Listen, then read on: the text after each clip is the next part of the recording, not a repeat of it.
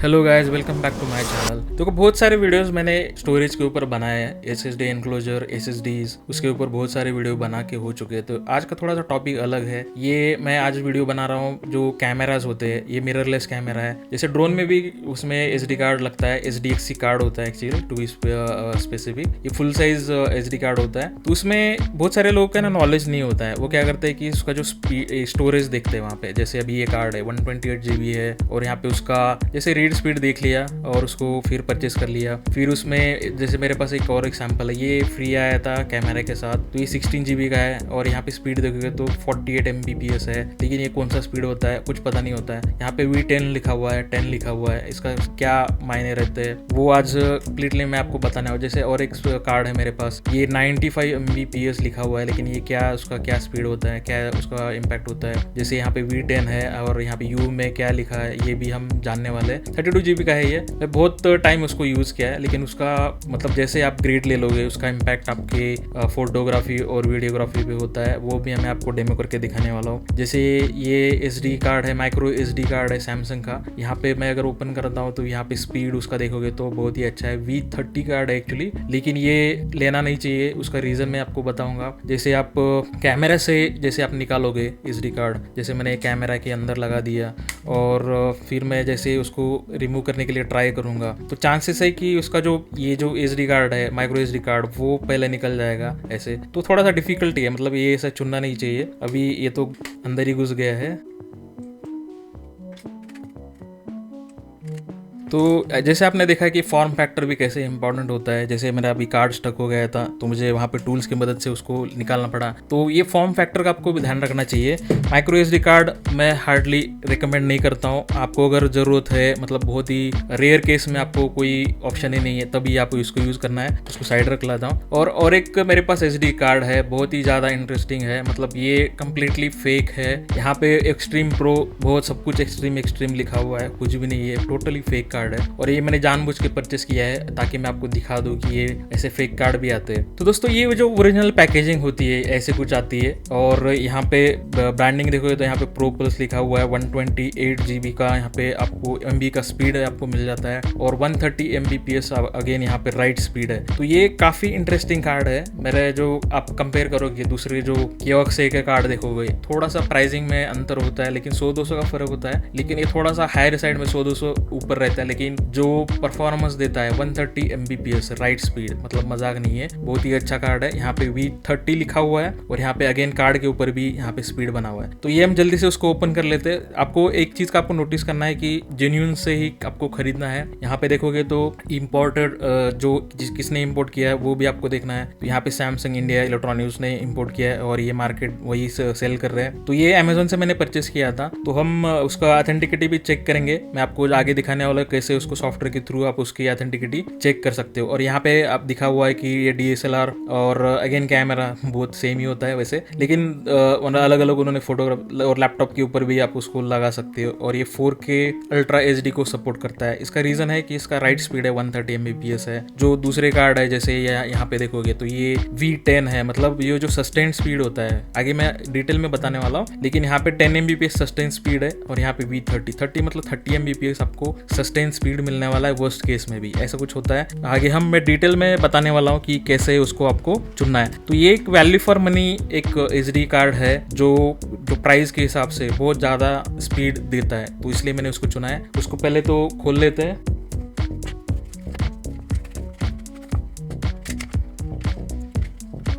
उसको साइड में रख लेते हैं। देखो जेन्युइन कार्ड अगर परचेस करते हो तो ऐसा कुछ तगड़ी पैकेजिंग मिल जाती है आपको, और यही से समझ में आता है कि ये फेक SD कार्ड नहीं है।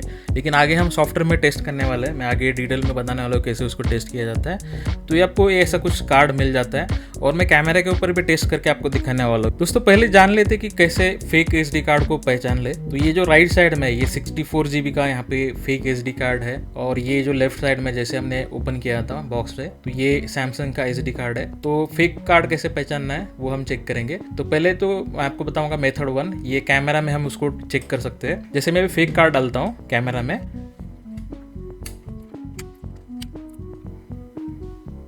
तो दोस्तों यहाँ पे जैसे मैं इंसर्ट करता हूँ तो यहाँ पे पहला ही मैसेज आता है कि card can not be access, re insert, change the card और फॉर्मेट विथ कैमरा। तो ये एक फेक एसडी कार्ड है। मैं उसको अगर फॉर्मेट करता हूँ यहाँ पे तो फॉर्मेट कार्ड, ये यहाँ पे मैसेज दिखा रहा है कि it will delete all the data. Okay, तो जैसे मैं फॉर्मेट करता हूँ तो क्या मैसेज आता है वो भी हम चेक करेंगे।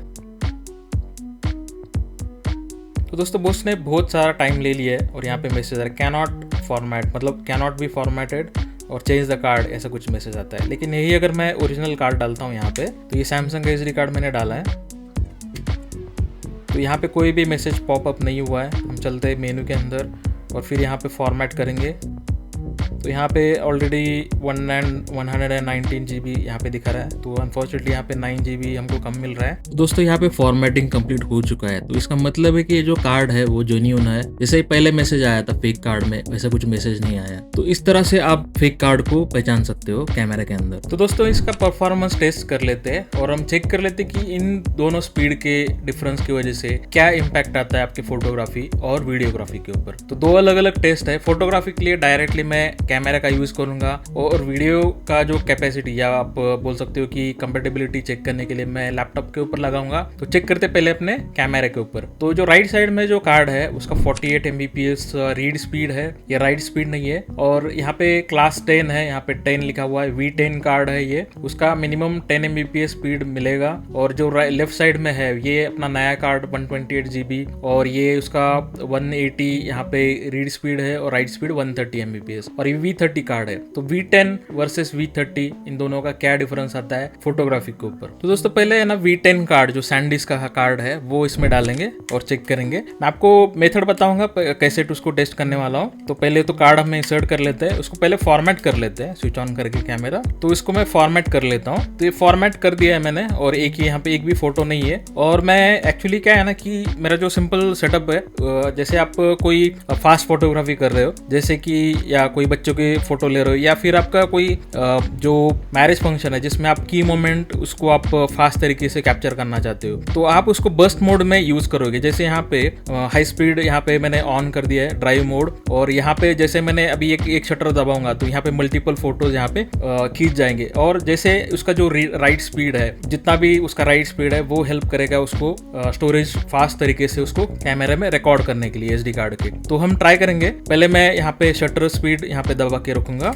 तो यहाँ पे देखो ग्रीन लाइट यहाँ पे जल रही है और ये यहाँ पे उसका स्टॉप हो चुका है, मतलब यहाँ पे उसके जो मैक्सिमम जो बफर होता है वो यहाँ पे खत्म हो चुका है। और यहाँ पे जो कैमरा आप देखोगे तो यहाँ पे ब्लिंक कर रहा है नंबर, और यहाँ पे नंबर ये देखोगे 4, 5 ऐसा हो रहा है। तो ये जितने फोटोज यहाँ पे राइट हो रहे हैं वो हम चेक करेंगे। तो हम चलते हैं इसके कैमरे के अंदर। तो दोस्तों यहाँ पे 18 फोटो यहाँ पे एक ये हो गए थे, राइट हो चुके हैं। और एक एडिशनल एक बार और एक क्लिक किया था जिसमें एक और एक क्लिक हो गया था फोटो। तो आप 17 पकड़ लो, तो 17 फोटोज इसमें क्लिक हो चुके हैं। तो सेम तरीके से हम कंपेयर कर लेते हैं सैमसंग के साथ। तो दोस्तों सैमसंग का हम कार्ड डालेंगे इसके अंदर। तो सैमसंग में भी वही करेंगे अपन, चलते इसके फॉर्मेट करेंगे पहले। तो दोस्तों यहाँ पे मैंने फॉर्मेट कर चुका हूँ मैं, और यहाँ पे कोई भी फोटोज नहीं है। सेम टेस्ट करेंगे हम यहाँ पे। तो यहाँ पे एलईडी लाइट जो यहाँ पे ग्लो हो चुका है और यहाँ पे स्टॉप करूंगा मैं। और एक एडिशनल मैंने फोटो क्लिक किया था जब लॉक हुआ था एलईडी, मतलब यहाँ पे बंद हो गया था, फिर भी मैंने एक एडिशनल फोटो खींचा, तो उसको माइनस कर लेते हैं। तो यहाँ पे राइट अपना कंप्लीट हो चुका है, थोड़ा सा फास्ट भी हो चुका है, टाइम थोड़ा सा यहाँ पे सेव हो चुका है। तो यहाँ पे 22 नंबर दिखा रहा है, मतलब 22 फोटो यहाँ पे खींचे थे। और जो हमने जो दूसरा मैंने इसमें हमने 17 फोटोज यहाँ पे खींचे थे 48 मतलब क्लास 10 में। और वर्सेस हम कंपेयर करेंगे तो यहाँ पे 21 हम फोटो खींचे हैं सैमसंग के कार्ड में। तो ये डिफरेंस होता है कि जो 4 नंबर का डिफरेंस है, 4 फोटोज अपने ज्यादा रिकॉर्ड हो चुके, मतलब स्पीड उसका जो ज्यादा है, तो आपके जो कोई की मोमेंट है यहाँ पे कोई भी मिस नहीं हुआ। जो 4 फोटोज थे वो आपको शायद एक आधा अगर फोटो आपका मिस आउट हो जाता है की मोमेंट, तो उसमें आप अच्छी तरीके से सैमसंग में कैप्चर कर सकते हो अगर कंपेयर करते हैं सैंडिस्क के ऊपर। दोस्तों जैसे फोटोग्राफी के ऊपर इम्पैक्ट होता है स्पीड का, वैसे वीडियोग्राफी के लिए वहाँ पे भी बहुत ज्यादा इम्पोर्टेंट होता है स्पीड उसका। एसडी कार्ड का आप लेफ्ट साइड में स्पीड देखोगे तो यहाँ पे 20.8 Mbps दिखा रहा है, और रीड स्पीड देखोगे तो यहाँ पे 86.9। ये V10 कार्ड है सैंडिस्क का, और जो राइट साइड में है वो है अपना सैमसंग का 128 GB V30 कार्ड। तो यहाँ पे राइट स्पीड देखोगे तो 79.3 Mbps है, और रीड स्पीड आपका 87 Mbps आ रहा है। एक्चुअली जो आपके जो पैकेजिंग है उसके ऊपर 180 और 130 Mbps ऐसा कुछ दो स्पीड यहाँ पे दिखाया है, तो उसके अलग मिल रहा है। उसका रीजन है कि जो आइडियल जो कंडीशन होती है उसके वहाँ पे उसका स्पीड टेस्ट किया है। ये एक्चुअल टेस्ट जो एक्चुअल परफॉर्मेंस है वो आपको 79.3 और 87 Mbps आपको मिलने वाला है। दोस्तों इस स्पीड टेस्ट से हमको एक चीज पता चल रही है कि यहाँ पे 4K 30 FPS का यहाँ पे मैक्सिमम आपको सपोर्ट देखने को मिल जाता है। अगर आपका कैमरा उससे ज्यादा सपोर्ट करता है तो आपको V30 ना लेके V60 का कोई कार्ड लेना चाहिए। थोड़ा सा महंगा आएगा लेकिन आपको V30 स्किप करके V60 लेना चाहिए। Canon M50 में मैक्सिमम सपोर्ट 4K और 20 FPS का है, तो मेरे केस में ये बिल्कुल भी सपोर्ट कर रहा है। तो उससे आगे भी अगर कार्ड ले लेता हूँ तो वो थोड़ा सा ज्यादा परफॉर्मेंस उतना इंप्रूव नहीं होगा, क्योंकि ऑलरेडी मेरा जो FPS है कैमरा का वो कवर्ड हो चुका है। तो इस चीज का आपको ध्यान रखना है कि अगर आपका FPS उसका थोड़ा सा ज्यादा है 4K का, तो उसके हिसाब से आपको कार्ड चुनना है। दोस्तों अगर ये कार्ड आपको परचेस करना है तो उसका बाइंग लिंक मैंने डिस्क्रिप्शन में दे दिया है, आप उसको चेकआउट कर सकते हो। प्राइसिंग की बात करेंगे, यहाँ पे वो 1300 का मुझे पड़ा था। अगेन यहाँ पे ऑफर के हिसाब से प्राइजेस कम ज्यादा हो सकती है। वीडियो अगर अच्छा लगा है तो लाइक कीजिए, शेयर कीजिए, सब्सक्राइब कीजिए। मिलते हैं नेक्स्ट वीडियो में, तब तक के लिए जय हिंद।